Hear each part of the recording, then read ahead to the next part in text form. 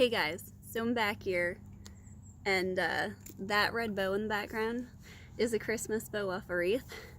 When I was in the cemetery making the last video, I found that on a lot that had the stone marked Perpetual Care. So I decided to ground myself, so I took off my boots and I'm barefoot, and it's like, I don't know if you can see it, it's all ice here, so yeah, I'm freezing. Oh, feels good. So yeah, here's part 2. So this is the remains of the foundation. I'll grab the phone and show you around towards the end of it. I gotta put my boots back on.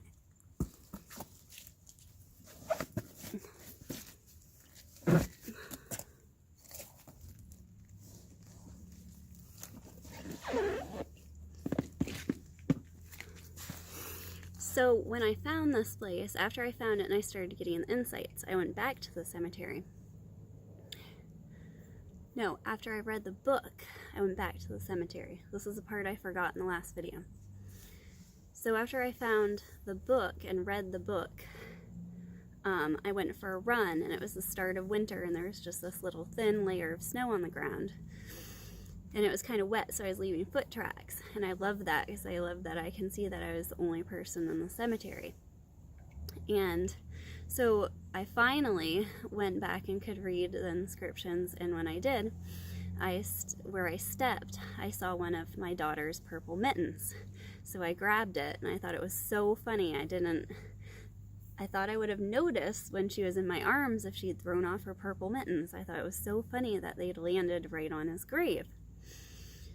And so then I found the place, and I started getting insights from there. And when I went back to the cemetery again, everything had melted out, and the last purple mitten was right there on his grave. And it was a beautiful warm day, but it was so icy, and the cemetery is on a hill. So when I went down to his lot, I scooted down on my feet, and I ended up sliding down the hill, but it was so warm right there. I sat and meditated, and I felt the warmth of the sun, and it was just this beautiful time. But to get back up the hill, there was no way I could walk back up that hill anywhere. I tried to scramble along the different lots on the grass where it melted out, but it only worked for a little while. So I ended up having to crawl on my hands and knees out of there.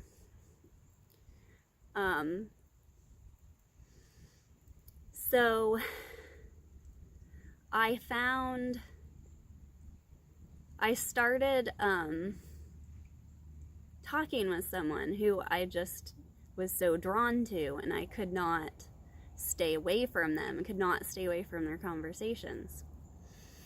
And so he challenged me in a lot of ways, and I started seeing signs. I started seeing signs everywhere. And when we first moved to this town, I remember I'd been to this neighborhood. I grew up in the neighboring town that even shares the same zip code because they're so small. And I remember we found the house, found the real estate listing, and I went with my father to go look at it. And when we did, we just went over this little bauble, and I felt like I'd entered a different realm. Like I just felt that energy of the old town.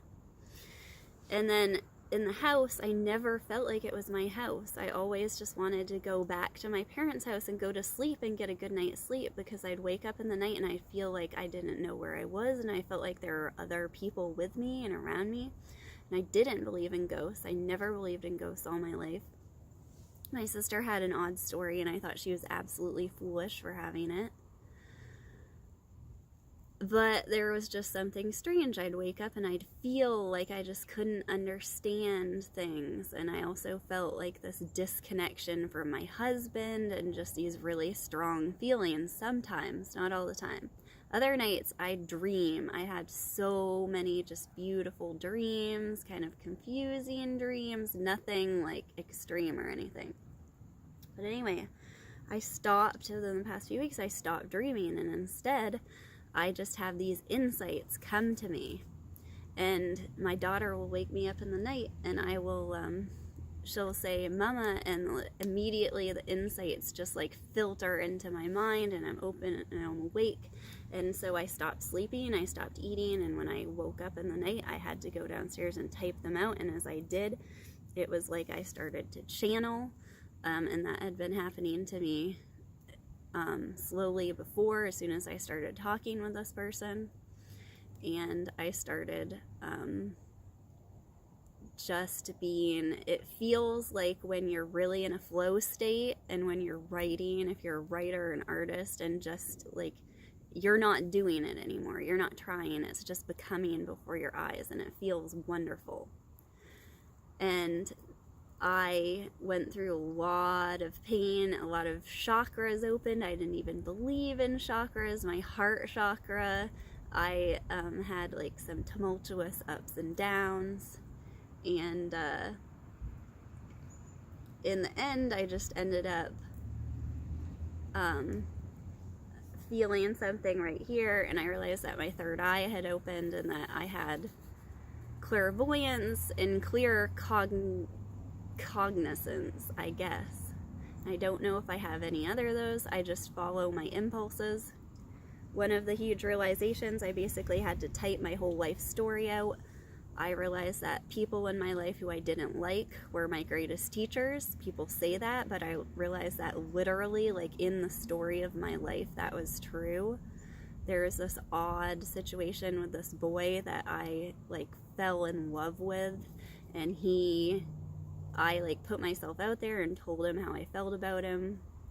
So it was when I was a young teenager, and there was something really strange, that a circumstance that made me I was really going out on a limb and risking a lot to do it. A circumstance with their families.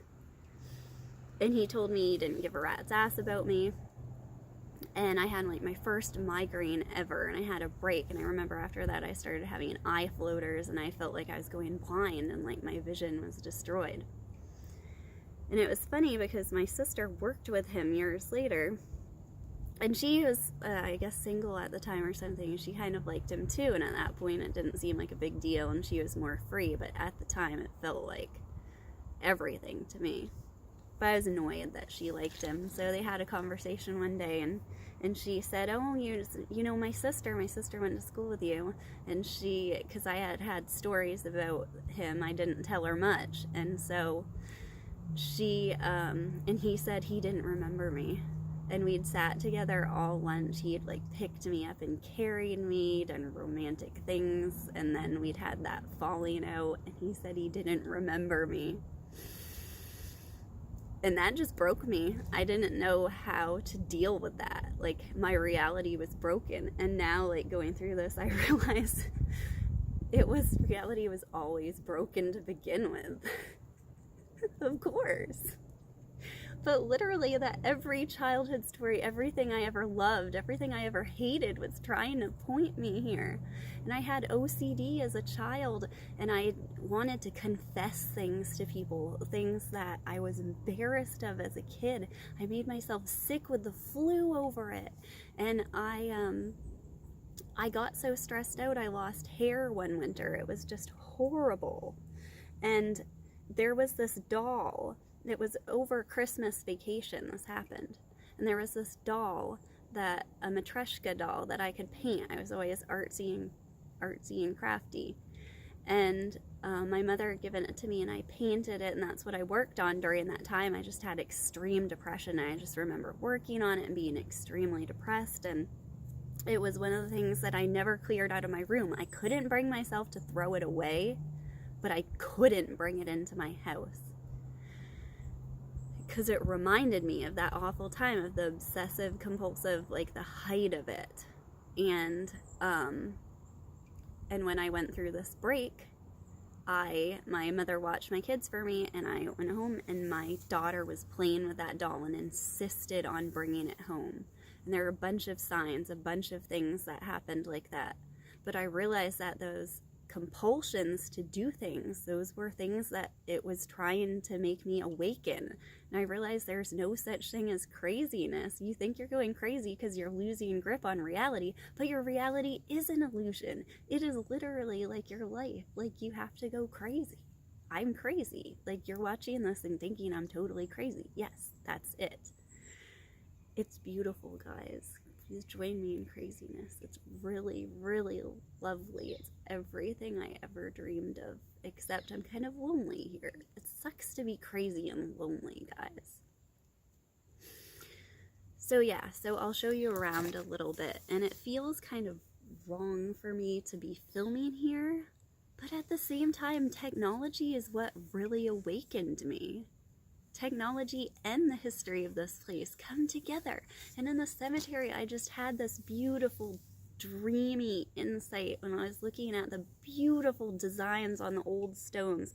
And I was just thinking, what if we could go back to the Victorian era and have chivalry, but at the same time see men and women as equals and understand like what femininity, I can never say that word, and masculinity means, and not be embarrassed of who we are, and to have like take the time into building beautiful things and walk to places instead of driving, instead of the slog, the 9 to 5, and just have intentional lives in this close community. And I just have this dream and vision of what it could be like, and to be in touch with nature and be in touch with those beautiful things in life.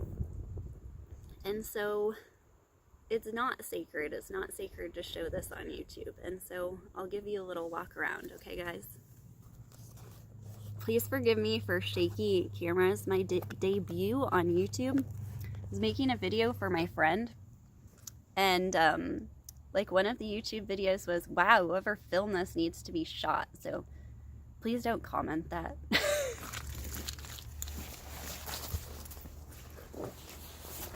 All right.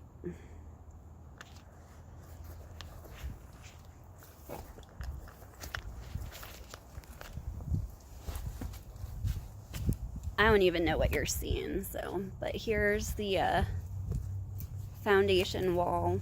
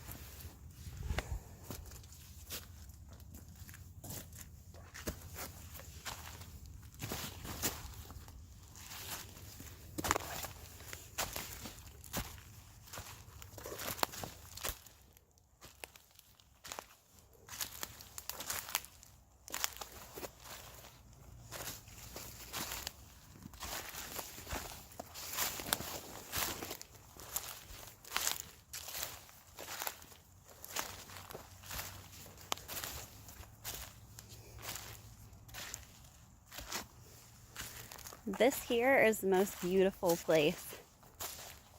I had to scramble up the walls in order to see it. But there's steps here.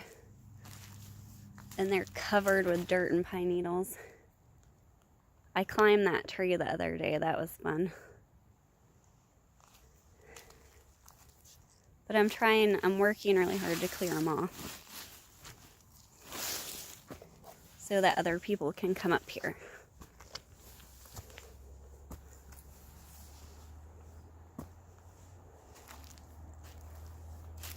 See these two trees together and the sun above? That's you and me. We look like we're two, but we're really together where it matters. I love you guys. Bye.